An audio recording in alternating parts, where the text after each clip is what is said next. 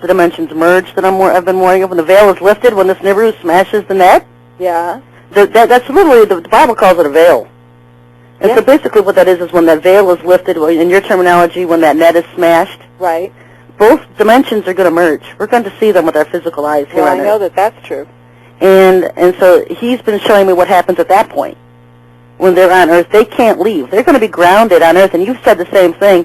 Yeah. They're going to attempt to leave, and they're not going to get off. We've talked about the spaceship in Iraq, where all these Illuminatis, these Bush and Cheney, and all these rich people, what they call the elite, are going to try to leave the Earth, and they're not going to get very far. They're going to be sent back.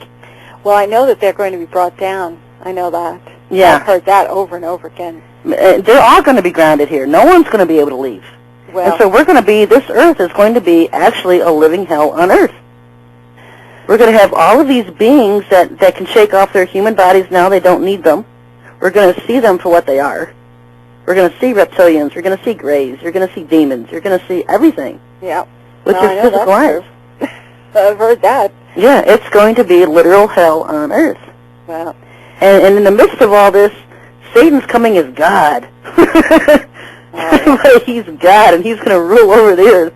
And he's going to take control of this one world government that they've all been setting up. And in the midst of all this, you have martial law and Christians being killed for their faith, persecuted. Anybody who believes and stays loyal to the one high God, the Most High God, the Creator. People have different names for him. We refer to him as the Most High God. People who stay loyal to him, refuse to worship Lucifer as God, will be killed. They're probably lucky. Yeah, because mandatory worship is coming, where everybody has to worship him as God or be killed. Oh. That's coming, and it's these reptilians and these annex and all these beings running around the Earth. They're going to be the enforcers, and if these people don't bow down and worship to the Antichrist, they will be killed. Well. And so it's going to be just complete chaos on Earth.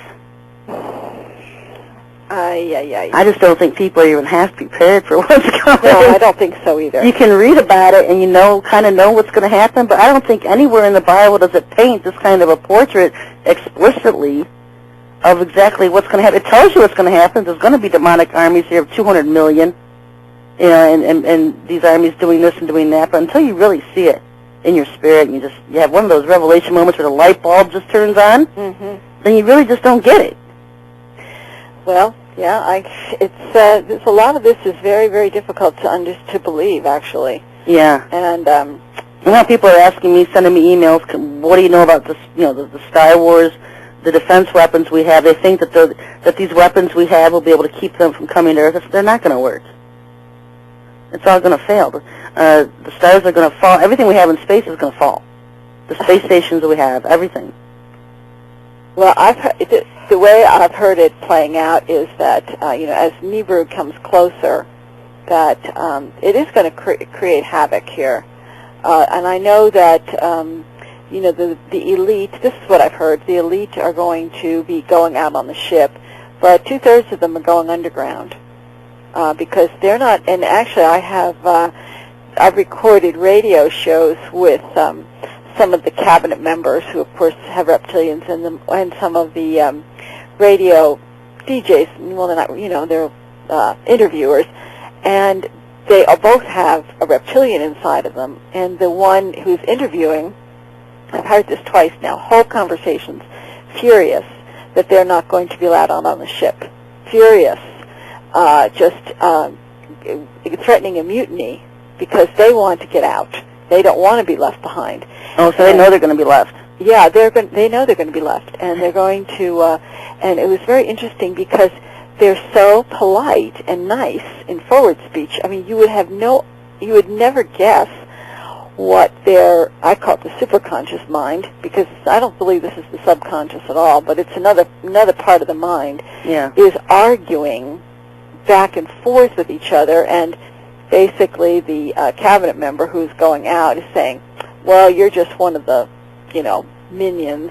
Well, I've heard the same thing, like when I've done interviews, listening to two people talk, together in an interview, where you hear their subconscious minds, like you're describing, talking back and forth to each other while the interview's going on. Oh, yeah, that happens constantly. They're always speaking back and forth to each other in reverse, and that's when... You gotta wonder what ours are saying to each other as we're speaking. Yeah, well, that's the interesting thing about reverse speech, because you will when you reverse it, people are saying it can be saying entirely different things to each other. Yeah, we did ours. And that part of the mind that they can hear, they hear what the other person's saying. It's just that consciously we've blocked it off. Yeah. There's somebody out there with the software recording us doing our interview now. I'm sure. Doing this speech, and they'll hear us saying, "You go, girl, you tell them." Well, I found also when I do electronic voice phenomena, because I still talk to the people on the other side, but it's so awful over there now, Sherry, that I hardly know what to say to them because they're really actively hunted for food and always, Well, it's got to break your heart. They need help. You can't do anything. It's horrible. It's just terrible. All they can say is, "We're desperate. Please help us." And what can I say? But I don't know what to say. But I always tell them that I'm praying for them and to try to hang in there, and they're not forgotten, because most people they don't want to deal with this at all. They don't want to even think about any of this. What do you think about all these people Sylvia Brown comes in contact with? Well, I can tell. I mean, I've reversed Sylvia Brown. Oh, do tell. I get questions about her a lot. Well, she definitely has one. She's been seeded. She has a reptilian inside of her. She's got some entity inside of her.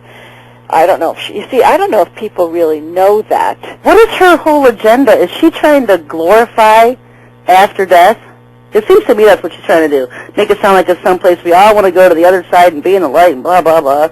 And I'm telling people, she's talking to the dead. She's talking to demons. They're masquerading as humans as lost loved ones. Well, she's being manipulated. I don't know that if the human being understands what's going on, but I've heard her, and she's definitely being manipulated by something that's been put inside of her.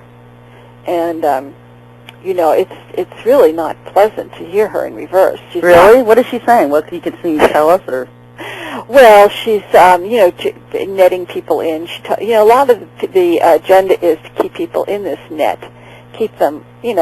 I don't really like to get into, except for Bush and Cheney and the big boys, but she has talked about just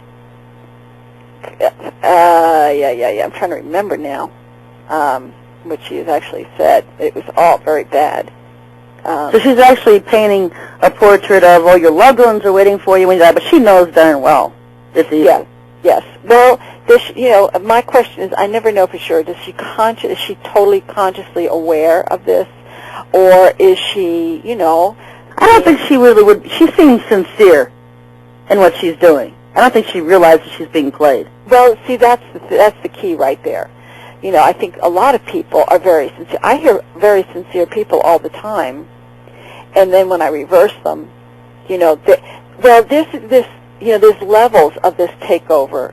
The top of the line people are completely overwhelmed by the entity within them. Yeah. And that's just running the show. Well, then there are people who are fighting it, and I've heard good people that I know actually, who are, it's almost like, it sounds like they're a little bit schizophrenic, and I'll give you a very good example of somebody that is battling this thing inside of him right now, and that is Senator McCain from Arizona. Well, he's about as evil as they get. Well, you know what? He